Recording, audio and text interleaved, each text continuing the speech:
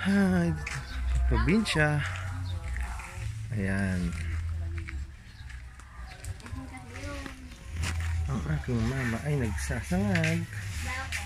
Ngayon natin yung sinasangag niya. May favorite ulam. Itlog.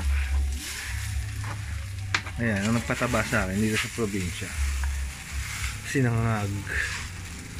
Naluto ng aking inay. Ayan po siya, naghahalo. Talagang proseso ang paghahalo ng sinangag. Bawat detalye. Toyo. Hindi po siya naglalagay ng betchin. Yun po ang sekreto niya. Ayan po siya. Ayan po siya. Ayan. Ang nangarap po natin na maging artista noong dekada 70. Nangarap maging Nora Honor. Pero ako kinalabasan, Vilma Santos. Haluin ka na. Sinangag. Ano po ang sikreto niya? Parang ang sarap-sarap po nyo talaga magluto.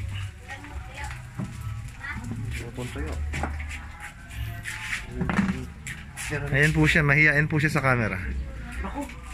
Ayan. Pero mabilis po yung maglakad, oh. Oh, lakad modelo po. Ayan siya. Ito na ba? Ngayon naman po ang aking tatay. Papa. Papa, kamusta ka na? Papa.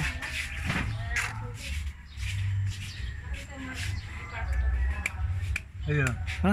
Kain ka? Oo. Mamaya, nag-prepare na. Nag-prepare na. Tayo mo, no?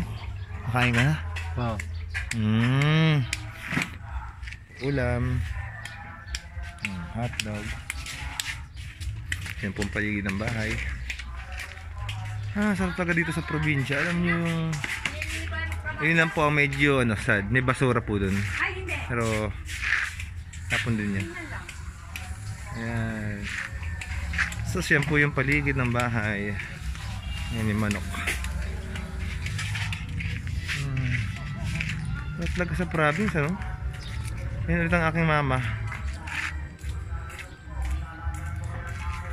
Diba?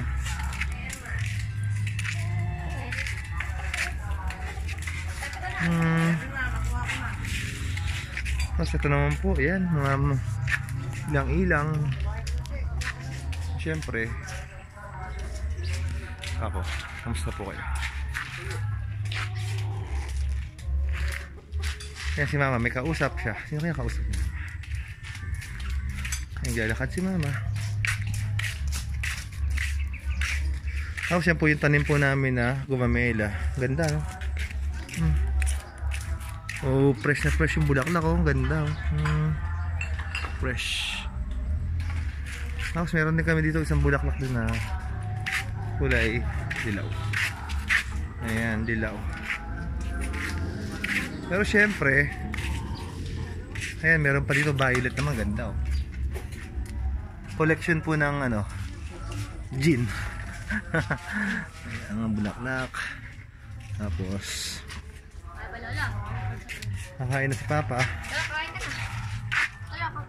Ayun sila kapatid ko, yan.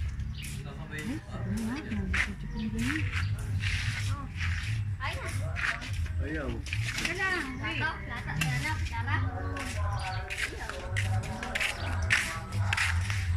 Tila napagod po aking ina sa pagluluto ng sinangag.